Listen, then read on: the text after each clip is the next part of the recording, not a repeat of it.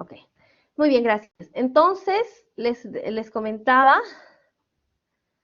que el bocio, la palabra bocio significa agrandamiento de la glándula tiroidea. Eso significa, si nosotros decimos bocio tiroideo, estamos repitiendo lo mismo. Simplemente cuando se menciona bocio ya es que la tiroides está grande. Nada más, ¿no? Y para eso vamos a recordar cuáles son los tamaños de los lóbulos tiroideos. Para recordar nada más, la tiroides está ubicada en la región anterior del cuello, debajo del cartílago tiroideo y delante de la tráquea, ¿no?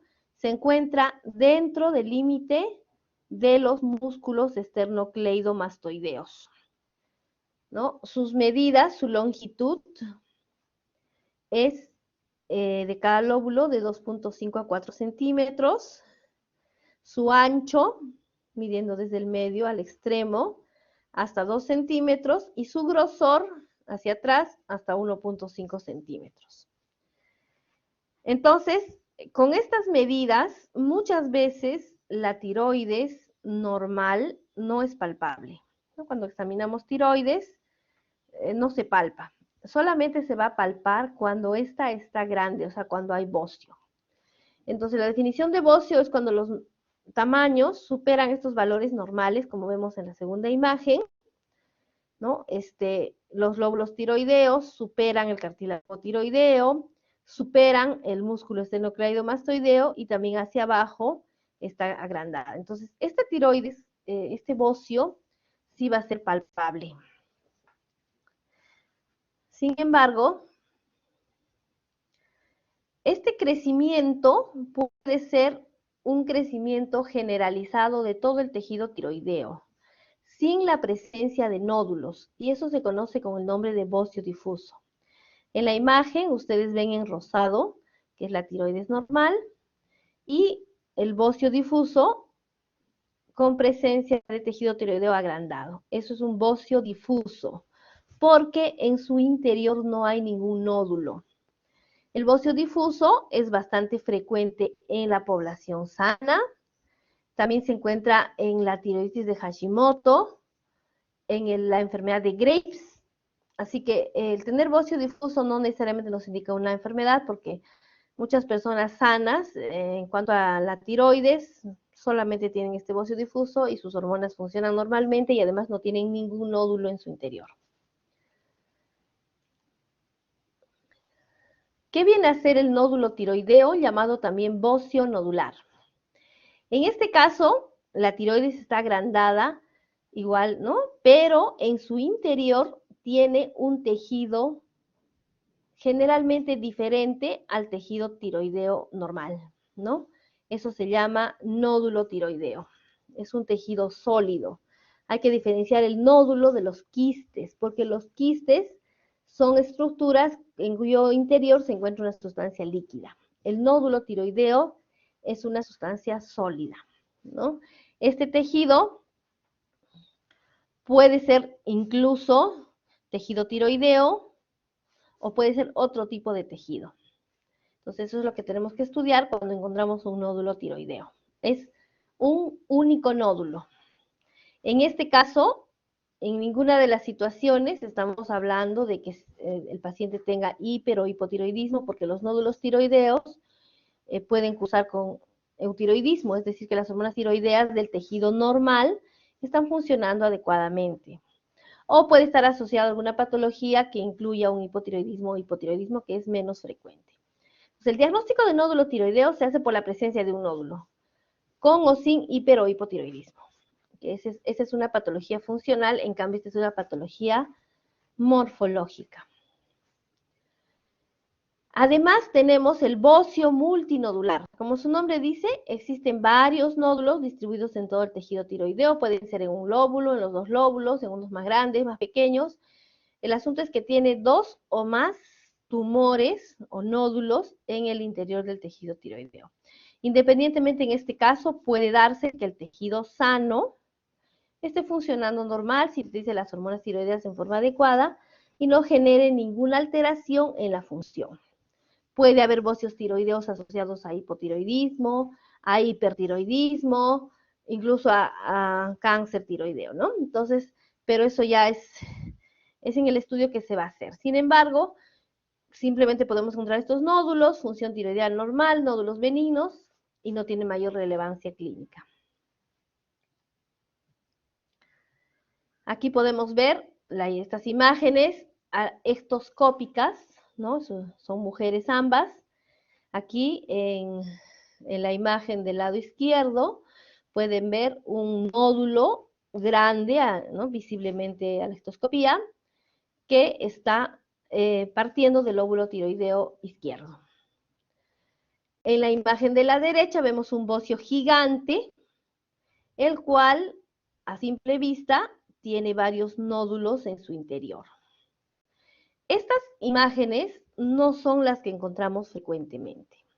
Estas imágenes se encontraban hace 40, 50 años donde, bueno, la gente no tenía acceso a los servicios de salud, ¿no? Actualmente apenas aparece una tumoración, un crecimiento mínimo, entonces se hacen los estudios correspondientes.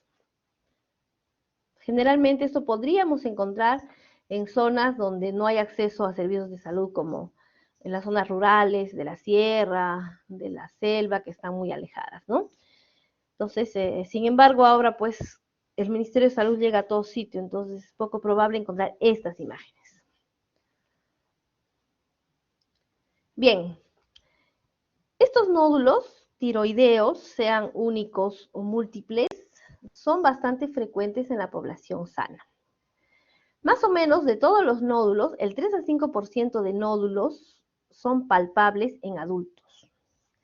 Es decir, que cuando examinemos a 100 adultos, vamos a encontrar que el 5% tiene nódulos tiroideos palpables.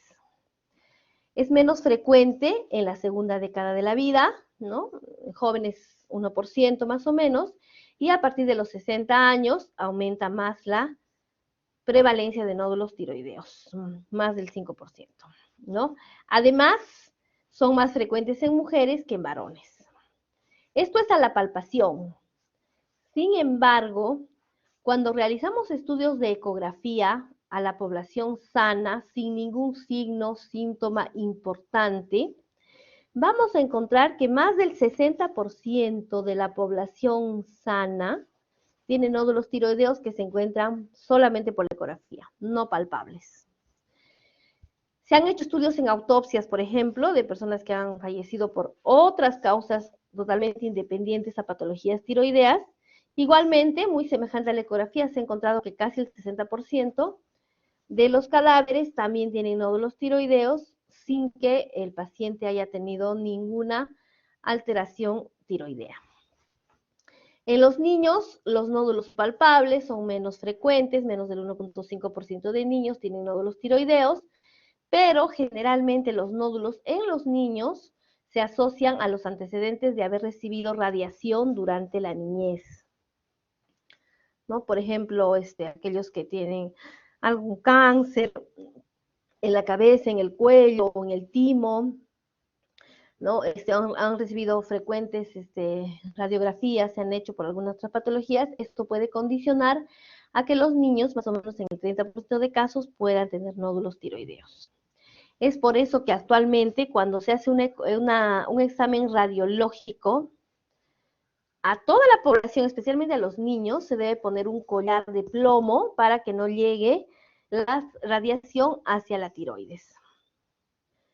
Y además el riesgo de malignidad es más o menos 2% en los niños, a diferencia de los adultos, que el riesgo de malignidad está entre el 5 a 10%. O sea, tienen menos riesgo de malignidad, pero son más frecuentes.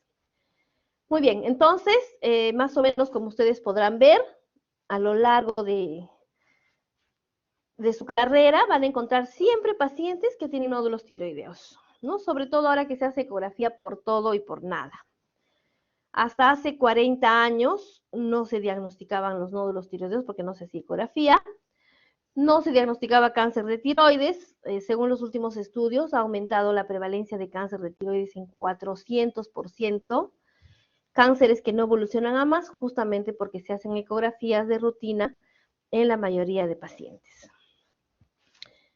Entonces, cuando nosotros tenemos la presencia de nódulos tiroideos, tenemos que evaluarlos para ver si tienen importancia clínica o no. Porque como ven, el 60% de la población normal los tiene, entonces solamente tiene importancia clínica un pequeño porcentaje. Y justamente estos nódulos generalmente son asintomáticos, solamente se diagnostican por ecografía, ¿no? Y como ya hemos visto, pueden ser únicos, que es el bocio nodular, o múltiples, que es el bocio multinodular, ¿no? Diagnosticados generalmente por ecografía o a la palpación. Son benignos más del 80% de casos en los adultos. Y el tejido que compone estos nódulos tiroideos es un tejido sólido, pero es un tejido hipofuncionante. Quiere decir que ese tejido no sintetiza hormonas tiroideas. Eso no significa que el paciente tenga hipotiroidismo, simplemente es el nódulo el que no sintetiza, ¿no? Porque el tejido normal, que es la mayor parte de tiroides, sí está funcionando adecuadamente.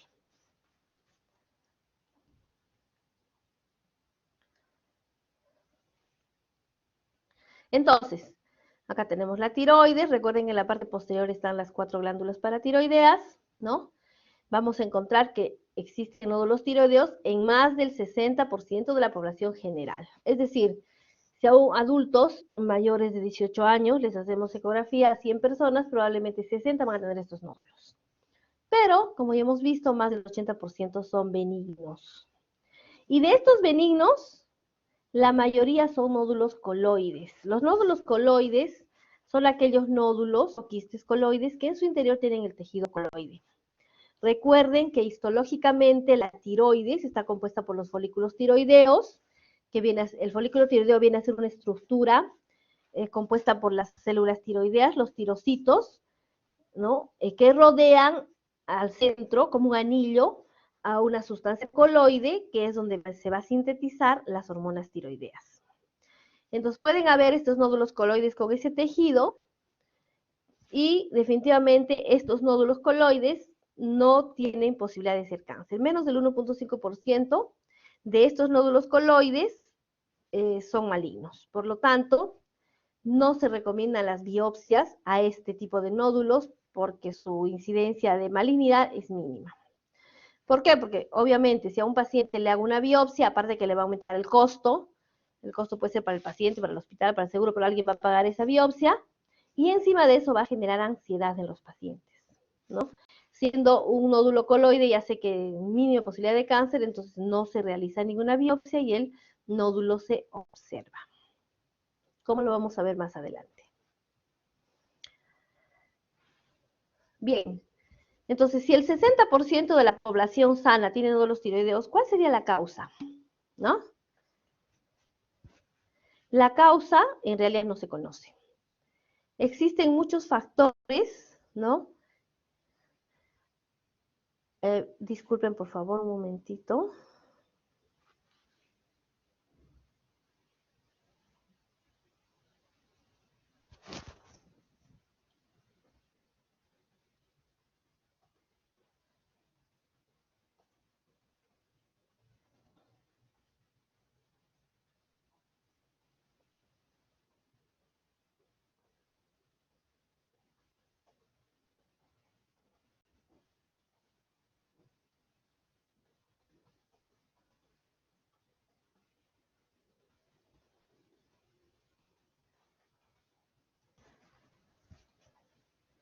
Listo, gracias. Les comentaba que no hay una causa específica que genera nódulos tiroideos.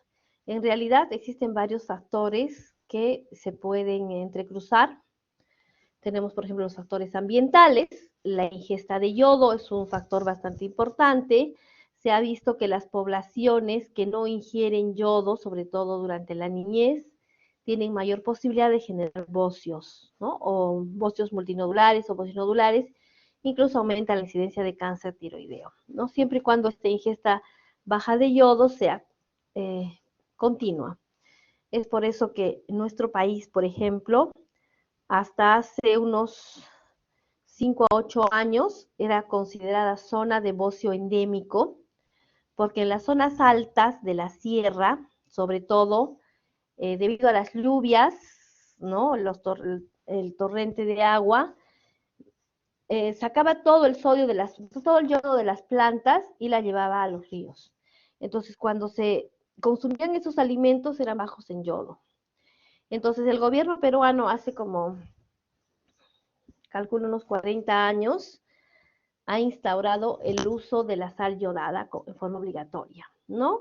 Los que han rotado seguramente en postas, ojalá que hayan tenido la oportunidad, y si no lo van a hacer en su serum, ustedes van a ver que sobre todo en las zonas rurales existe el programa de sal yodada, ¿no?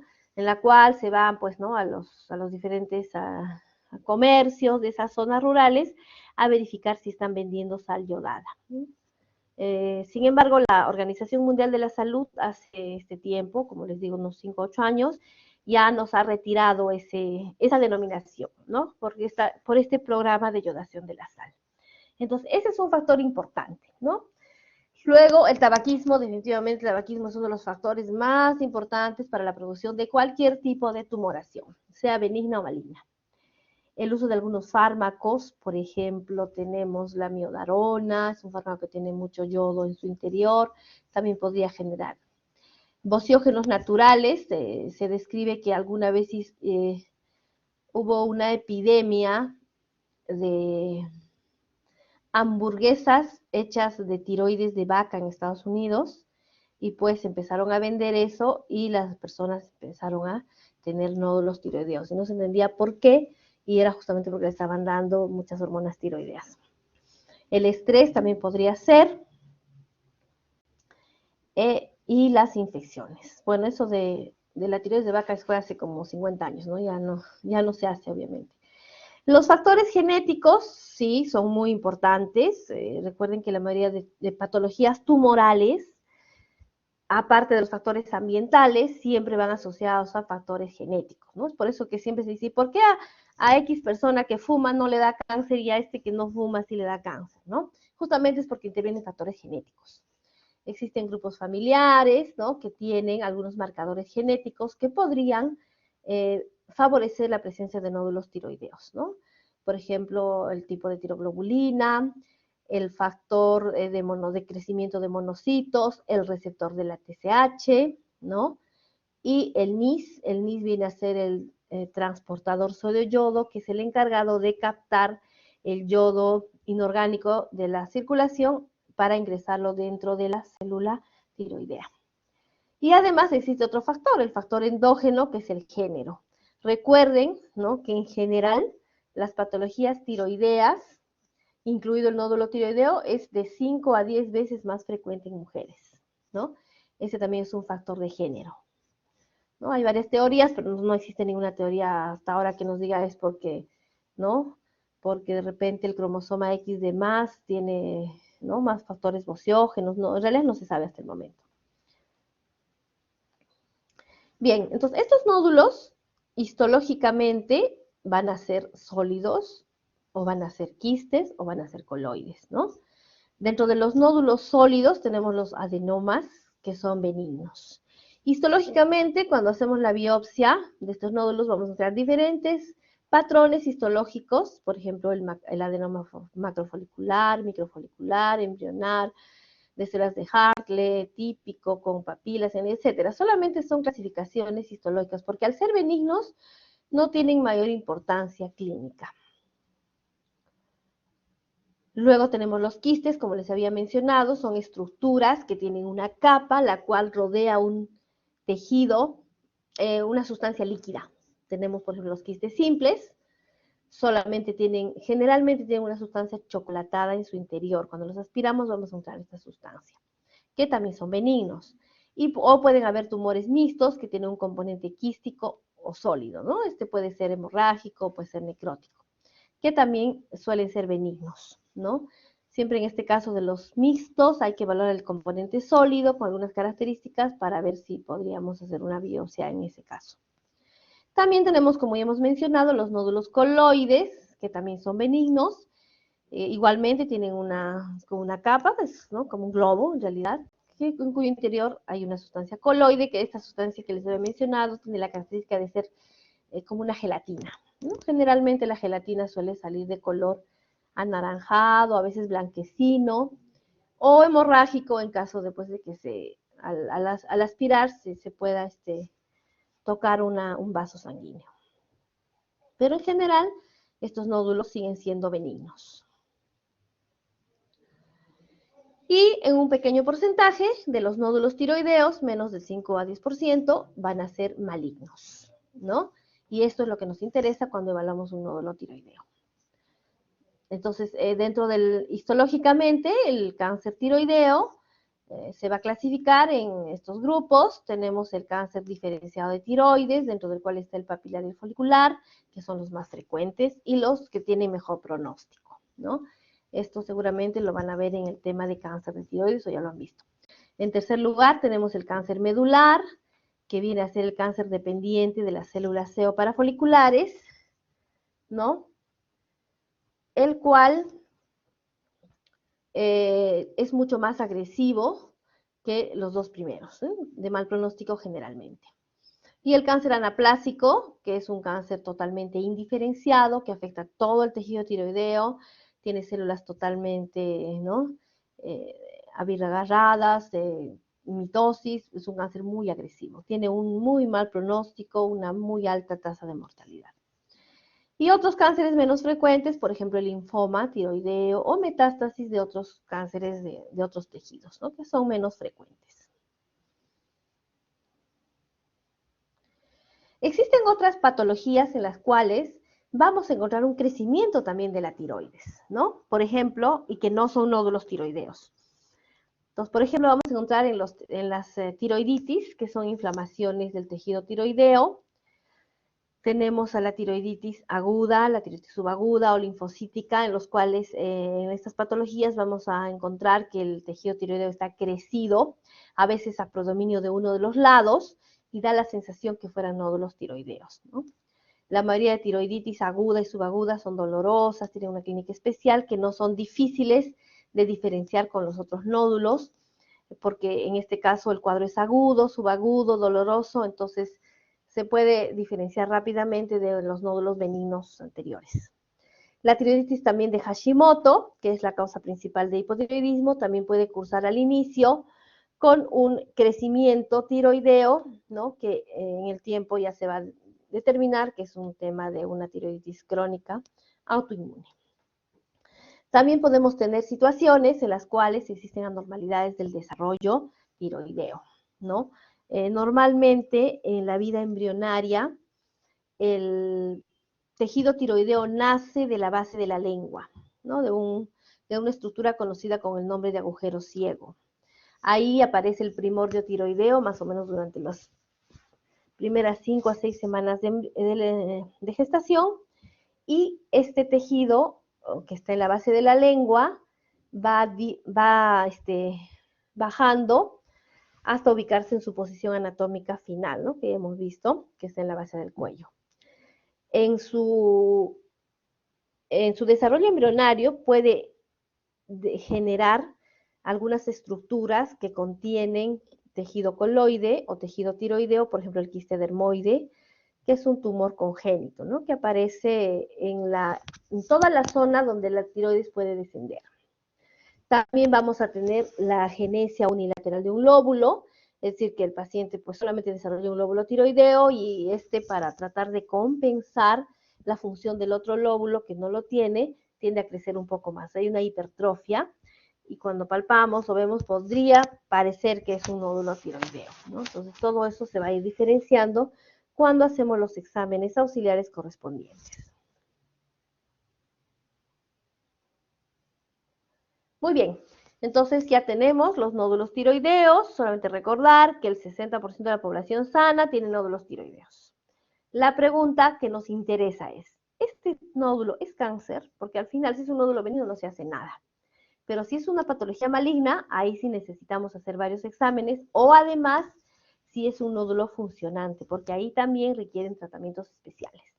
En los otros casos, la mayoría no requiere ningún tratamiento. Entonces, ahí es donde tenemos que incidir con varias pruebas que se realizan, ¿no? Cuando nosotros evaluamos un nódulo tiroideo, para hacer el diagnóstico de cuál es el tipo de nódulo, siempre, como cualquier patología, la historia clínica y el examen físico son muy importantes. Vamos a ver algunas características ¿no? Que nos van a orientar si se trata de un nódulo benigno o un nódulo maligno. Algunos exámenes de laboratorio que también podrían ser útiles, el uso de la gamografía tiroidea, que tiene algunas indicaciones. El uso de la ecografía tiroidea definitivamente es uno de los exámenes más importantes cuando evaluamos un nódulo tiroideo. En cambio, la tomografía y resonancia son exámenes que son muy costosos, ¿no? En caso de la tomografía, mucha radiación, y además no nos dan una información adecuada de lo que queremos. Por eso que no son de elección. En cuanto a exámenes de imagen, la ecografía está por encima de la tomografía y resonancia. Y finalmente la biopsia con aguja fina, que actualmente es considerada el gold estándar en el diagnóstico de la etiología del nódulo tiroideo. Entonces, cuando tengamos un nódulo tiroideo, vamos a tener algunas características que nos hacen sospechar que estamos frente a un nódulo benigno. En primer lugar, ¿no? En la anamnesis, en los antecedentes, vamos a encontrar que el paciente tiene historia familiar de enfermedades tiroideas autoinmunes, sea tiroiditis de Hashimoto o sea enfermedad de Graves, ¿no? O que tiene antecedentes familiares de nódulos tiroideos benignos o de bocio. Por eso la anamnesis es muy importante, los antecedentes familiares. Además, otra característica, en la mayoría de nódulos no se altera la función tiroidea. Por lo tanto, si el paciente además tiene hiper o hipotiroidismo, entonces nos hace sospechar que estamos frente a un nódulo benigno. Cuando hacemos la palpación, este nódulo está blando y está móvil. Y si es un bocio multinodular, no hay ningún nódulo más grande que el otro, ninguno domina más. Porque si es un bocio multinodular que domina más, probablemente ese nódulo sea maligno. Y además es de crecimiento lento. Recuerde que estos nódulos las personas lo tienen, no sabemos desde qué edad, y bueno, generalmente crecen muy poquito en muchos años. Entonces eso también nos ayuda a poder ver si es que sería benigno o maligno. Entonces, ¿cuáles son los signos de benignidad? Por ejemplo, aquí es una tiroiditis aguda, ¿no? Donde podemos ver un absceso tiroideo con todos los signos de flogosis, tumor, rubor, calor y seguramente dolor, ¿no? Que es un absceso tiroideo y esto está generando una tiroiditis aguda bacteriana, ¿no? Ese es un nódulo benigno. O generalmente es una mujer, un nódulo benigno, sin móvil, ¿no? Que no compromete las estructuras vecinas. ¿Y cuáles son las características de malignidad de un nódulo tiroideo? ¿No? En primer lugar, en la anamnesis vamos a encontrar que hay un antecedente de radiación en la cabeza y en el cuello, ¿no? El paciente de repente tiene un cáncer de otro tipo, de lengua, de faringe, o muchas radiografías, muchas tomografías en esa zona. O que tiene antecedentes familiares de carcinoma papilar y medular de tiroides, o son parte de la neoplasia endocrina múltiple tipo 2. La neoplasia endocrina múltiple tipo 2 es un grupo de patologías genéticas, familiares, que van a asociar varias patologías, ¿no? En este caso, uno de sus componentes viene a ser el cáncer medular de tiroides, ¿no? El hiperparatiroidismo o otros tipos de tumores. Además, cuando el nódulo está en personas jóvenes o adultos mayores, también tiene, ¿no? Hay que sospechar. Además, si es un varón, si es más frecuente en mujeres, pero cuando aparecen varones hay que sospechar que se trata de una patología maligna. La presencia de adenopatías cervicales sospechosas, al examen es un nódulo duro que está adherido a los planos profundos. Cuando nosotros examinamos la tiroides, nos colocamos detrás del paciente, ¿no? El paciente está sentado en posición vertical, debe colocar las manos sobre las rodillas y en una posición neutra el cuello. Entonces, nosotros con los dos dedos, con el dedo, el segundo y tercer dedo, vamos a palpar la tiroides que está por encima de la horquilla esternal y dentro de los músculos esternocleidomastoideos. Entonces vamos a palpar, ahí si se palpa el nódulo, este está duro, y como comprobamos si está adherido a los planos profundos, le indicamos que trague saliva. Al tragar saliva vamos a ver que ese nódulo no se mueve. Esa es una característica también de malignidad. Además, si vamos a evaluar su evolución, es de crecimiento rápido, ¿no? Hace 6 meses medía 1 centímetro y ahora mide 2 centímetros. y presenta síntomas de compresión a nivel de las estructuras vecinas. Por ejemplo, disfagia, que viene a ser la compresión hacia el esófago por probablemente adenopatías malignas que dificultan deglutir, o disnea, ¿no?, con compromiso a tráquea, que dificultan una respiración normal. Además, puede haber parálisis de las cuerdas vocales. Esto se manifiesta como disfonía, o sea, ronquera, y esto se da porque cuando tenemos una patología maligna puede comprometer los nervios laríngeos recurrentes que están justamente en las partes laterales de la tiroides. O también la presencia de un nódulo único más de 4 centímetros. En realidad, esta última característica tendría que estar asociada a otras, ¿no? Solamente más de 4 centímetros no es sugestivo de que eso sea una patología, siempre y cuando no haya ningún otro síntoma. Porque si tiene un nódulo grande de más de 4 centímetros y es maligno, probablemente ya tiene adenopatías, ya tiene metástasis en otros tejidos. Entonces, aquí tenemos, por ejemplo, un varón, y podemos observar que en el lóbulo tiroideo izquierdo tiene un nódulo grande que está incluso sobrepasando el cartílago tiroideo, el músculo esternocleidomastoideo, y además podemos observar estas imágenes, ¿no? Como unos caminitos morados que es el signo de la medusa, ¿no? Esto indica que hay una circulación colateral. Probablemente las metástasis o las adenopatías han comprimido los vasos venosos, la vena yugular, por ejemplo, y bueno, tiene que haber una circulación colateral para poder hacer el drenaje venoso de la cabeza, ¿no? Igualmente, en un varón, la presencia de un nódulo gigante ya nos hace sospechar que es una patología maligna. Muy bien, entonces una vez que hemos diagnosticado un nódulo tiroideo, y el siguiente paso es evaluar cómo está la función tiroidea. Para eso vamos a solicitar las hormonas tiroideas del eje tiroideo, principalmente la TSH, la T4 libre o la T3. Pero lo más frecuente, lo más utilizado es utilizar la TSH y la T4 libre. Cuando tenemos nódulos tiroideos, generalmente estas hormonas están normales, ¿no? Ahora, en casos excepcionales puede haber hiper o hipotiroidismo, y en ese caso ya la conducta es algo diferente, sobre todo cuando hay hipertiroidismo. Además, en el caso que sospechemos de enfermedades autoinmunes, por ejemplo, una tiroides de Hashimoto o una enfermedad de Graves, podemos pedir los anticuerpos que están presentes en estas patologías, ¿no? En ese caso, hay otra clínica, la clínica de la enfermedad de Graves, por ejemplo, del hipertiroidismo. Hay otros signos y síntomas bastante evidentes, ¿no? Solamente en ese caso se pide. En caso que el paciente no tenga ningún signo ni síntoma, entonces no solicitamos los anticuerpos. Además, existen otros marcadores tumorales que son de utilidad cuando estamos sospechando de patologías malignas, solamente en ese caso.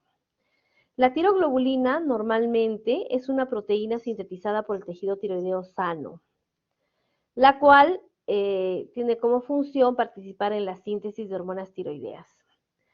Cuando tenemos un nódulo tiroideo, si nosotros hacemos el dosaje de la tiroglobulina, esta va a estar elevada, pero no nos va a indicar nada más, o puede estar normal. Solamente usamos el dosaje de tiroglobulina, como ustedes ya han visto en la clase de cáncer de tiroides, como un marcador tumoral después de una cirugía de cáncer diferenciado de tiroides. O sea, antes, en la evolución inicial, no se solicita tiroglobulina.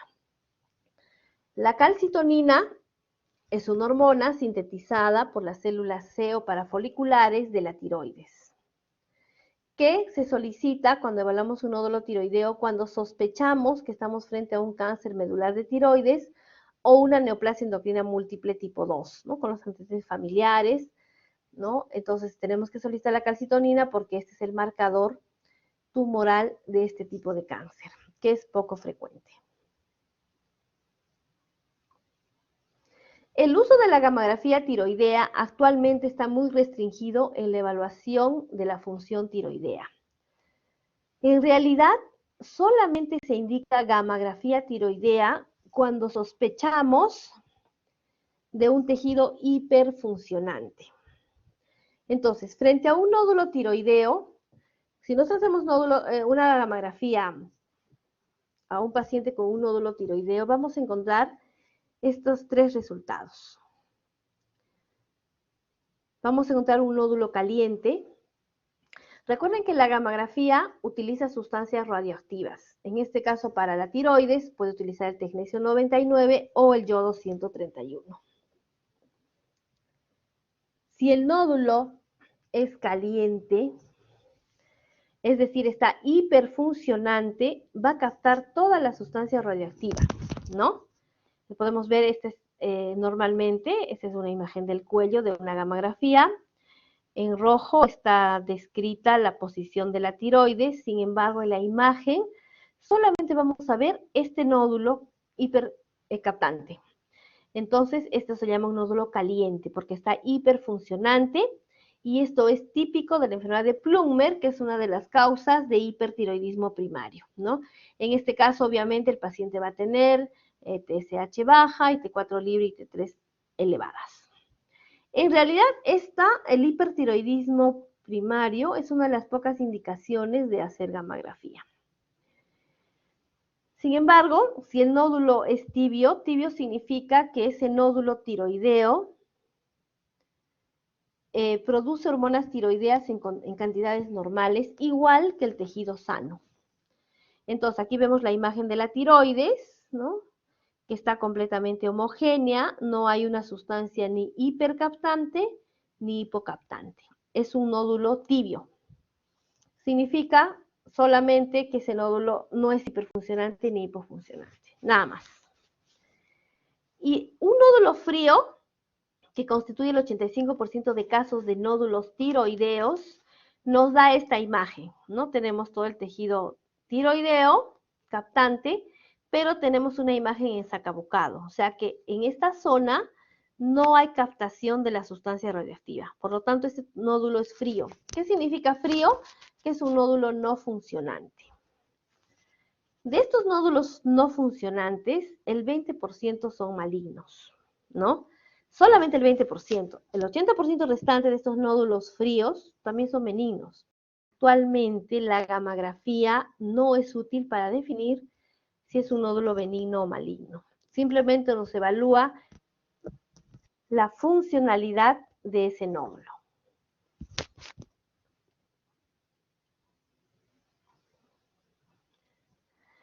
Entonces, el uso de la gammagrafía solamente está indicado cuando tenemos un paciente que además del nódulo o de los nódulos tiene hormonas tiroideas compatibles con hipertiroidismo primario, ¿no? Es decir, que la TSH esté baja y la T3 y la T4 estén elevadas. Solo en ese caso se pide la gammagrafía para definir si estamos frente a un nódulo caliente, un bocio multinodular tóxico, ¿no? Cuyo tratamiento es diferente a los demás tipos de nódulos tiroideos.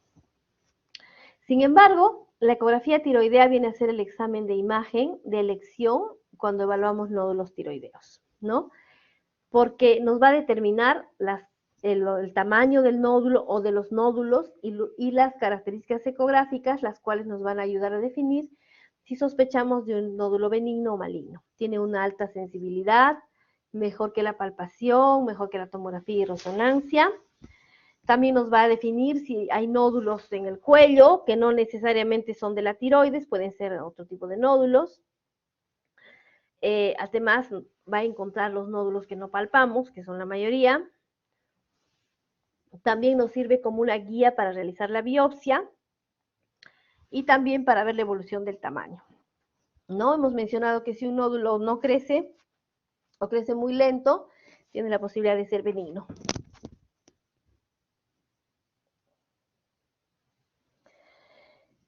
Se ha visto en las ecografías tiroideas que más del 50% de personas que tienen un nódulo palpable único, cuando se le hace la ecografía vamos a encontrar que esta persona no solo tiene ese nódulo, sino otros nódulos más pequeños no palpables, ¿no? Y bueno, ya también habíamos mencionado que más del 50% de la población general tiene nódulos tiroideos encontrados solamente por ecografía, a pesar de que cuando hacemos la palpación de la tiroides está normal, no tiene ningún bocio, ningún nódulo palpable. Por eso que la ecografía es el examen más importante en cuanto a imágenes del nódulo tiroideo.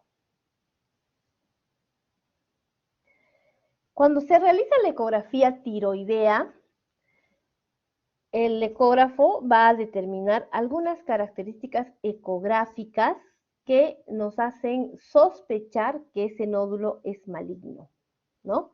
Estas características son que es un nódulo ecogénico, la presencia de microcalcificaciones, la presencia de márgenes o bordes irregulares con ausencia de halo, que sea un nódulo sólido, que tenga la presencia de vascularidad dentro del nódulo, para eso se le pide un ecodoppler tiroideo, y que el diámetro anteroposterior sea mayor que el transverso, o sea, que sea más alto que ancho. Entonces, si nosotros encontramos nódulos tiroideos con esas características en la ecografía, entonces el ecografista nos va a dar, nos va a clasificar a las ecografías tiroideas en la clasificación de TIRADS, ¿no? ¿Para qué? Para que según esto determinemos cuándo se hace la biopsia o no. Entonces, la clasificación de TIRADS se da en la ecografía de acuerdo a las imágenes encontradas y con las características que hemos mencionado, ¿no? Tenemos 6 grupos. El TIRADS 1, cuando hacemos la ecografía, es una glándula tiroidea normal. El TIRADS 2 es un nódulo benigno, ¿no? Que tiene 0% de malignidad. El TIRADS 3 es un nódulo probablemente benigno que tiene menos de 5% de malignidad. El TIRADS 4 y es un nódulo sospechoso, puede ser un 4A, B o C, ¿no? Cuya posibilidad de malignidad va aumentando. El TIRADS 5 ya es probablemente maligno, más de 80% de posibilidad de ser un cáncer. Y el TIRADS 6 ya se concluye cuando se hace la biopsia. Entonces, en este caso vamos a tener un TIRADS 1, es una ecografía normal, donde el tamaño es normal, no hay nódulos, no hay quistes, no hay calcificaciones, tiene una ecogenicidad normal. El TIRADS 2 nos va a encontrar signos de benignidad, ¿no? Y la mayoría, y en este caso todos son quistes coloides o quistes simples también, ¿no?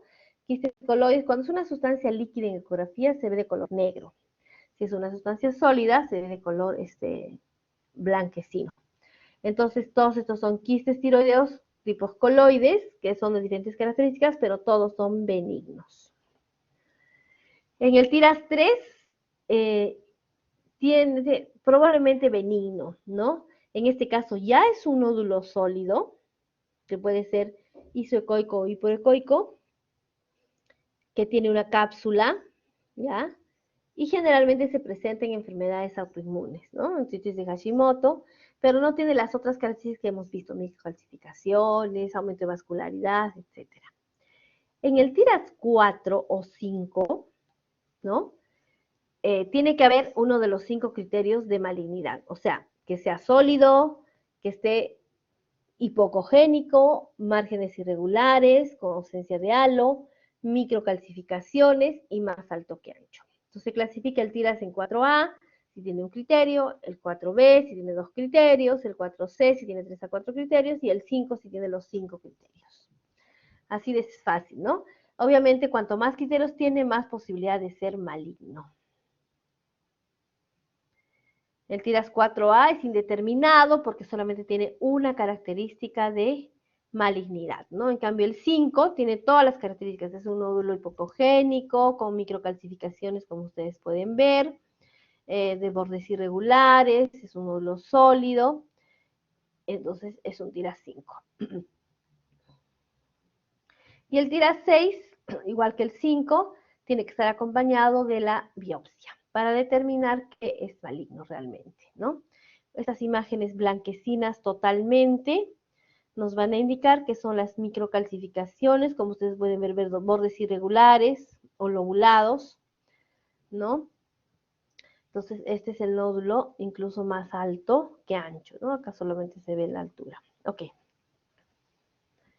La Asociación de Tiroides Americana del año 2015 también hizo una clasificación muy semejante a la clasificación de TIRADS, donde dividió en 5 grupos las ecografías tiroideas, ¿no? Un nódulo benigno, de muy baja sospecha, de baja sospecha, de sospecha intermedia y de alta sospecha, ¿no? De acuerdo a cada uno, para ver el porcentaje de malignidad que podría presentarse en cada uno de estos nódulos tiroideos. Además, el año 2017, el Colegio Americano de Radiología hizo una pequeña variación de la clasificación ecográfica de TIRADS de los nódulos tiroideos y le puso el nombre de ACR TIRADS, ¿no? Igual va a evaluar todas las características que hemos mencionado, composición, o sea, si es un nódulo quístico, espongiforme, mixto o sólido, ecogenicidad, si es un nódulo anecogénico, hiperecogénico o muy hipoecogénico, el tamaño más alto que ancho, si tiene márgenes evidentes o no tiene márgenes, y los focos ecogénicos como las microcalcificaciones. De acuerdo a cada una de estas características, le dio un puntaje, ¿no? A cada uno de las características de malignidad, ¿no? Y según el puntaje, clasificó si 0 puntos es un TIRADS 1, o sea, es un nódulo benigno que no requiere biopsia. Si es un TIRADS 2, no sospechoso, tampoco requiere biopsia. Pero si es un TIRADS 3 de sospecha intermedia, se realiza la biopsia cuando mide más de 2.5, ¿no? Y si además tiene calcificaciones y tiene más de 1.5 centímetros. El TIRADS 4, ¿no? Moderadamente sospechoso, se hace la biopsia si mide más de 1.5 centímetros. Y si el TIRADS 5, de todas maneras se hace la biopsia si tiene más de 1 centímetro o si tiene calcificaciones más de medio centímetro. Entonces, todo va a depender de las características ecográficas para definir si a ese nódulo le hacemos o no biopsia, obviamente también del tamaño. Otro examen que nos ayuda a sospechar que estamos frente o no a un nódulo tiroideo viene a ser la elastografía. Este examen es parte de una ecografía tiroidea donde evalúa la dureza del tejido, ¿no? No todos los equipos ecográficos tienen esta característica de determinar la elastografía. Consiste en que la cabeza del ecógrafo va a mandar como unas ondas hacia el tejido tiroideo y estas van a rebotar, ¿no? Si las ondas rebotan con mucha intensidad, quiere decir que es un nódulo sólido y por lo tanto es probablemente maligno. Pero si no rebotan, ¿no? O sea, es como si fuera una pelota nada más, es un nódulo blando y probablemente sea benigno. Como ya habíamos mencionado, la resonancia y tomografía, aparte de ser costosas, son muy poco útiles y sobre todo ya utilizamos cuando el paciente ha sido operado por un cáncer de tiroides para hacer el seguimiento, ¿no? Pero así para evaluar un nódulo tiroideo común y cualquiera no se utiliza.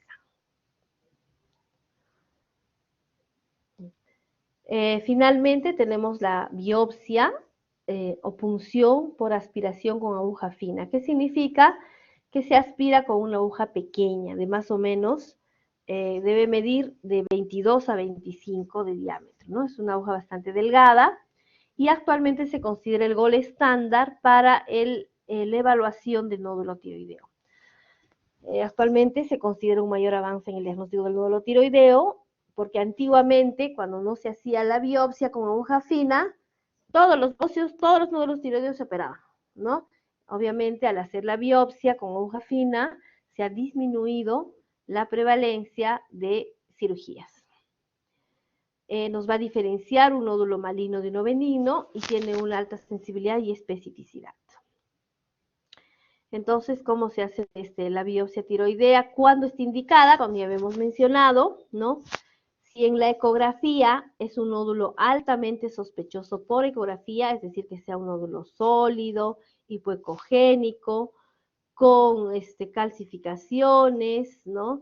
Entonces ahí tiene alta posibilidad de ser maligno y se recomienda la biopsia si tiene más de 1 centímetro, ¿no? Eso es lo que se conoce como el nombre de TIRADS 5 o 6, ¿no? Con todas las características ecográficas de malignidad. Si es un nódulo de sospecha intermedia, es un nódulo hipocogénico, sólido, ¿no? Que tiene márgenes irregulares, pero no tiene calcificaciones, y en este caso sus probabilidades de malignidad son menores. También se recomienda cuando mide más de 1 centímetro, porque tiene varias características de malignidad. En cambio, si es de baja sospecha, no tiene microcalcificaciones, no es más alto que ancho, solamente es un nódulo sólido, se recomienda la biopsia si mide más de 1.5 centímetros. Si es un nódulo de muy baja sospecha, o sea, puede ser un nódulo espongiforme o un nódulo quístico, sin otras características ecográficas de malignidad, solamente se puede considerar biopsia si mide más de 2 centímetros, ¿no? O se puede observar también sin biopsia.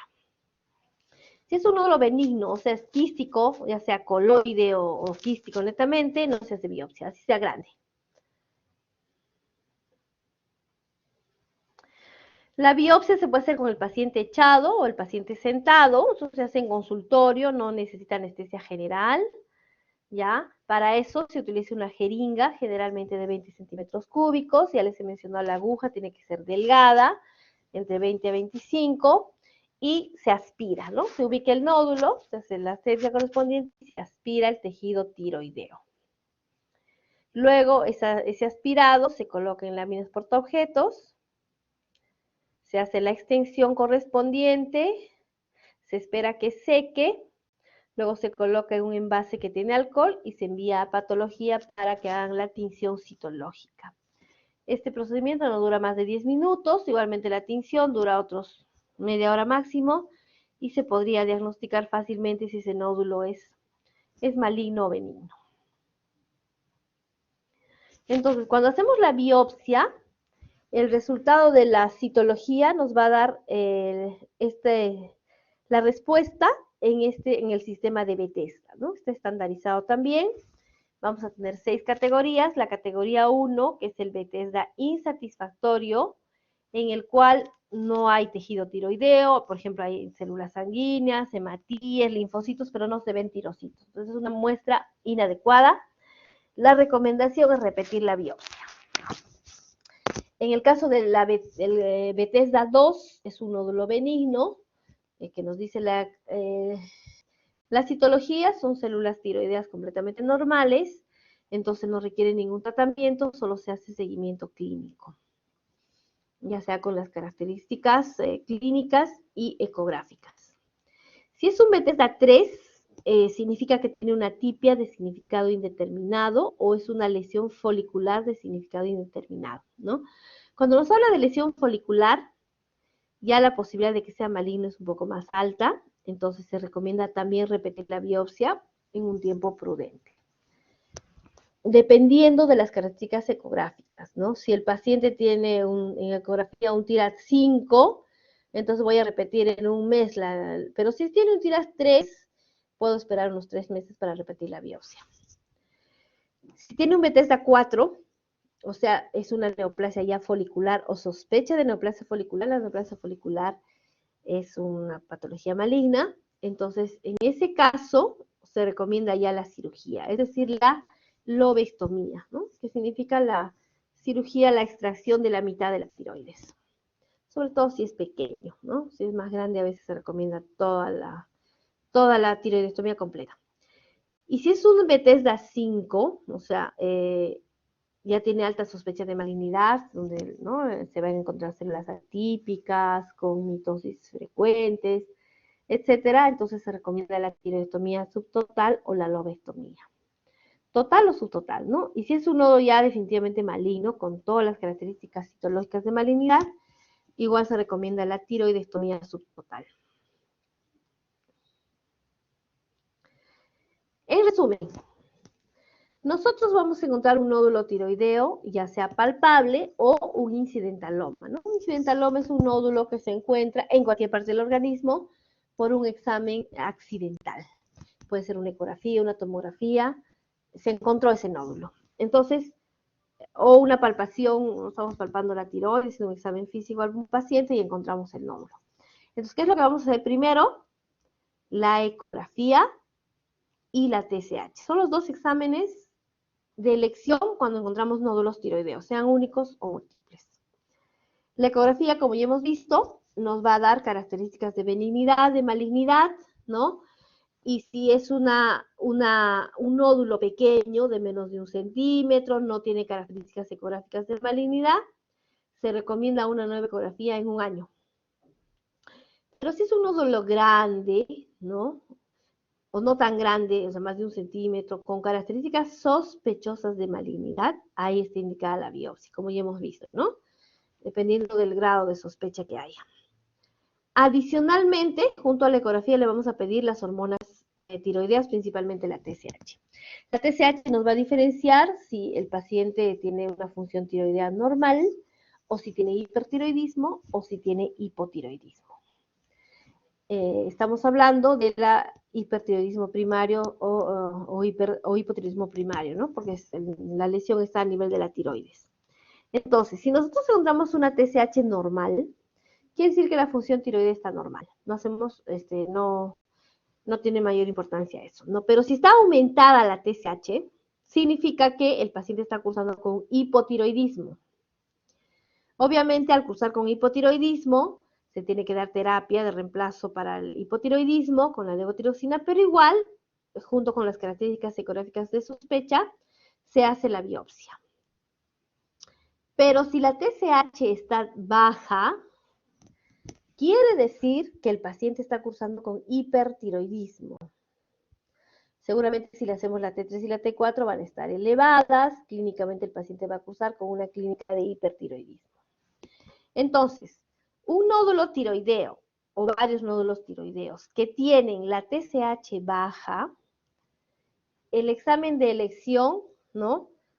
Antes de la biopsia es la gamografía, ¿no? Les había mencionado que la gamografía tiroidea está indicado en pacientes que tienen hipertiroidismo primario. Solamente esa es la única indicación de gamografía tiroidea, ¿ya? En ese caso, no se recomienda la biopsia. ¿Por qué? Porque si la TSH está baja, quiere decir que la T3 y la T4 están altas y por lo tanto es un tejido tiroideo hiperfuncionante. Puede ser un qué sé yo, un bocio multinodular, un nódulo autónomo, etcétera. Si le hacemos biopsia, va a sangrar porque está hipervascularizado al estar hiperactivo y no se va a ver nada. Y tampoco vamos a solucionar el problema, ¿no? Porque lo más probable es que sea una patología benigna. El bocio multinodular tóxico y el nódulo autónomo tóxico también, o sea, los dos hiperfuncionantes son patologías benignas. Entonces, no tiene sentido hacer biopsia en esta situación. Por eso se hace la gamografía y hemos visto las imágenes gamagráficas, donde nos va a indicar si es un nódulo frío, un nódulo caliente, lo más probable es que sean nódulos calientes, único, múltiples, debido al cuadro clínico y a la TSH baja. En ese caso ya se procede al tratamiento específico de estas patologías. Ahora, cuando se hace la biopsia, ¿no? Un nódulo ecográficamente sospechoso, la TSH está normal o aumentada, nos va a dar dos respuestas, como hemos mencionado. Si es benigno, ¿no? Un Bethesda 2, 3 probablemente, hay que hacer un control ecográfico en un año también. Y si es maligno o sospechoso de una lesión folicular, se somete a la cirugía, sea tiroidectomía total o hemitiroidectomía o lobectomía.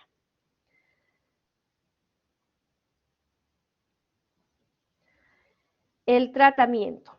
Ok, entonces ya hemos diagnosticado un nódulo tiroideo, le hemos hecho su ecografía, si es necesario su biopsia, su TSH, y si no es necesaria la gamografía, depende de lo que hemos encontrado, entonces vamos a tener los nódulos. Si la biopsia nos dice que es un nódulo maligno, o sea, es un cáncer, el tratamiento de elección, cirugía, ¿no? Si es un nódulo pequeño, de menos de 1 centímetro, se recomienda la tiroidectomía parcial o hemitiroidectomía.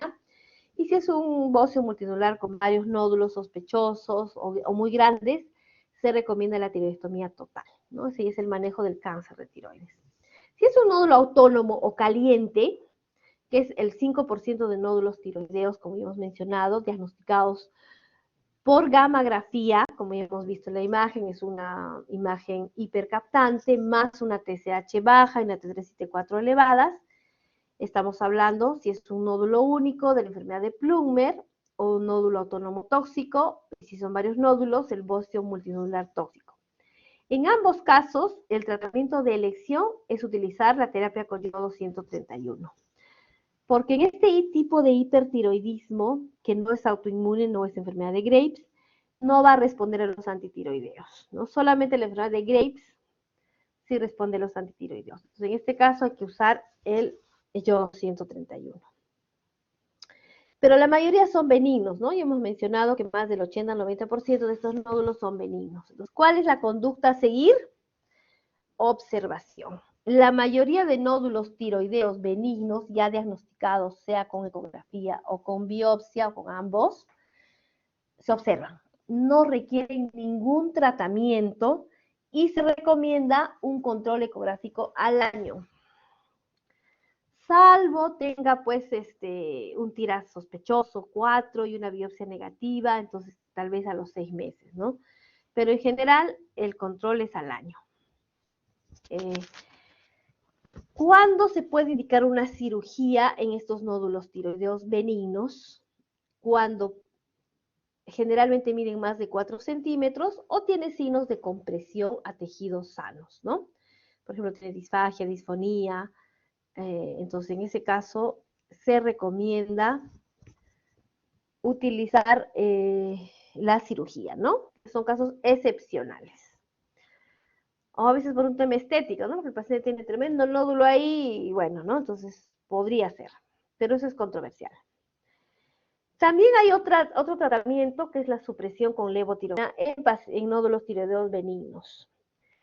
También el uso de levotiroxina es controversial, ¿no? Existen algunos estudios a lo largo de los años pequeños que han demostrado que el uso de levotiroxina podría disminuir el tamaño de los nódulos, ¿no? Sin embargo, el usar levotiroxina en pacientes que no tienen hipotiroidismo puede generarnos un hipertiroidismo iatrogénico. Entonces hay que tener mucho cuidado a quienes les damos, podríamos dar el levotiroxina, además se ha visto que cuando suspendemos la levotiroxina, otra vez crecen los nódulos. Entonces, dar levotiroxina a un paciente que tiene la función tiroidea normal no es recomendable, ¿no? Obviamente sí se va a dar levotiroxina cuando el paciente tiene, además del nódulo tiroideo, su hipotiroidismo.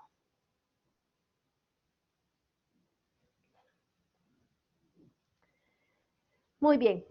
Hay otros tipos de tratamientos menos convencionales de los nódulos tiroideos, ¿no?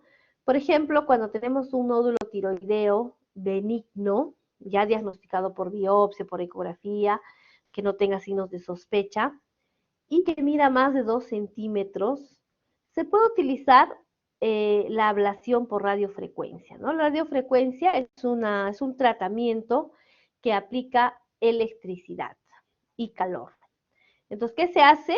¿No? Con una guía ecográfica se introduce una aguja dentro del nódulo tiroideo. Recuerde que esto solamente si es benigno, si es maligno hay que operar. Que mida más de 2 centímetros y se le aplica calor a altas temperaturas, ¿no? Es una aguja especial que solamente va a dar calor a 2 centímetros a la redonda, es decir, que no va a dañar tejidos periféricos. Entonces, al quemar este nódulo, con el tiempo va a ir disminuyendo de tamaño y puede desaparecer, ¿no? Entonces aquí tenemos cómo estamos metiendo la aguja, aquí en la imagen ecográfica se ve la aguja como está ingresando y de esta manera ingresa, ¿no? Y va a producir calor en toda esa zona. Este examen de radiofrecuencia en nuestro país todavía no se hace mucho, generalmente lo hacen en España, en Colombia, hay un par de sitios donde hacen, pero sigue siendo todavía controversial, ¿no? Porque se ha visto que en algunos casos va a quemar el tejido adyacente. Y cuando tenemos un nódulo coloide o un nódulo quístico, estos nódulos quísticos, como ustedes pueden ver en la ecografía, pueden ser bastante grandes. Tenemos nódulos quísticos de 3, 4, 5 centímetros de diámetro, ¿no? Entonces, y como es agua o sustancia coloide, muchas veces lo aspiramos. Solamente lo aspiramos para que el nódulo, el quiste, baje de tamaño y no se vea, pues, ¿no? Un tremendo tumor en el cuello. Sin embargo, estos quistes o nódulos coloides tienden a llenarse nuevamente porque recuerden que tiene un tejido como una cápsula.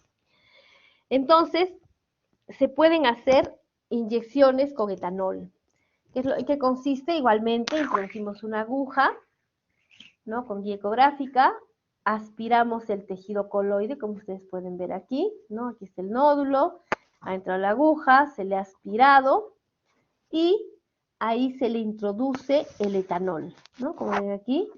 ¿Para qué? Para que el etanol diseque esa cápsula y no se vuelva a llenar. Eso también se hace en algunos sitios, creo que aquí solamente hacen en el Hospital Rebagliati, ¿no?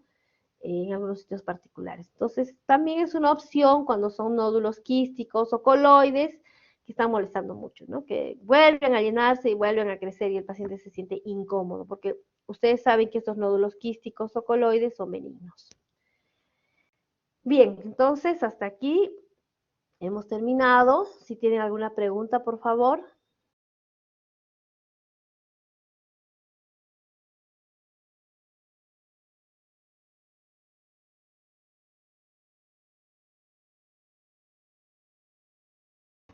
Todo claro.